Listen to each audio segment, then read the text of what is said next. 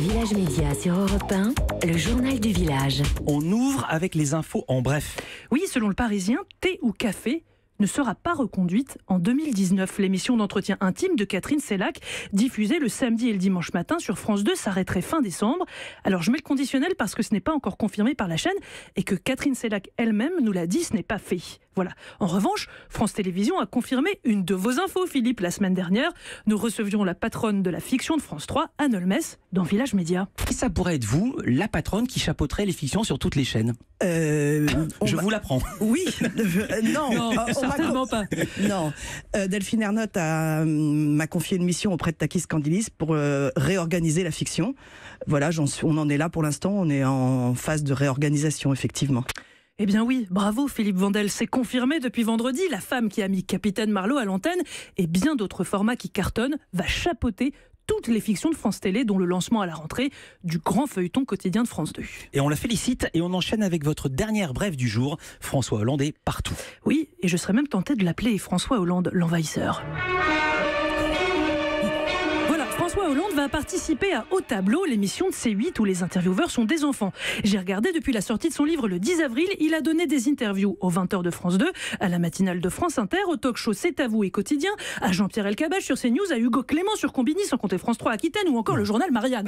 Ouf, j'ai réussi à tout dire. En com politique, on appelle ça le tapis de bombe, occuper le terrain partout tout le temps, et c'est très efficace.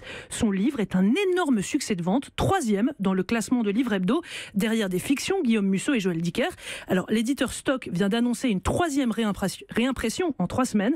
On en est à plus de 100 000 exemplaires. Waouh. Et puis on reste dans la thématique président et médias avec votre info du jour, Raphaël. Oui, mais hop, on prend l'avion direction les États-Unis. Ce week-end, Donald Trump a boudé ostensiblement le traditionnel dîner des journalistes accrédités à la Maison-Blanche. Et il n'a pas fait que ne pas y aller, il a mis en scène son absence. Avant-hier soir, donc, il n'était pas à Washington DC, non, il était à Washington, Michigan, en meeting.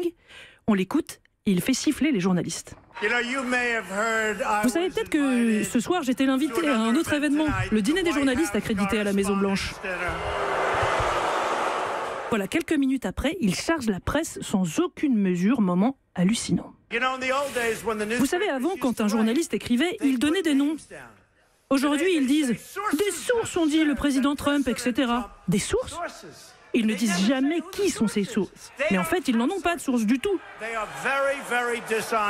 Ce sont des gens très, très malhonnêtes. Fausses infos, très malhonnêtes. Vous voyez, il y va fort. Hein. C'est la 2e fois que Trump snobe le dîner des correspondants, un rendez-vous annuel qui était traditionnellement donc l'occasion pour le président des États-Unis de faire des discours mémorables. Ce dîner existe depuis 1924 et il est toujours programmé le dernier week-end d'avril. Oui, on se souvient de Barack Obama qui faisait des étincelles. Chaque année, oui, c'était complètement dingue. Pendant ces 8 ans de mandat, des sketchs avec les plus grandes stars de la télé américaine, des pics ultra travaillés. En 2011, il avait humilié Trump d'ailleurs, car Trump l'avait forcé à publier son certificat de naissance. Alors pour le plaisir, je vous remets les dernières secondes de son dernier discours du dîner des correspondants. Just have 2 more words to say. Obama out. Obama out. Obama, c'est fini. Ces 2 mots sont rentrés dans l'histoire, tout comme le geste qu'a fait Obama juste après, le mic drop, le lâcher de micro. Alors, en choisissant Washington, Michigan, Trump veut montrer sa différence et surtout s'afficher au cœur de l'Amérique profonde, loin de l'establishment médiatique. En tout cas, s'il y a un monde entre Obama et Trump, il y a surtout beaucoup de mise en scène des 2 côtés. Europe 1.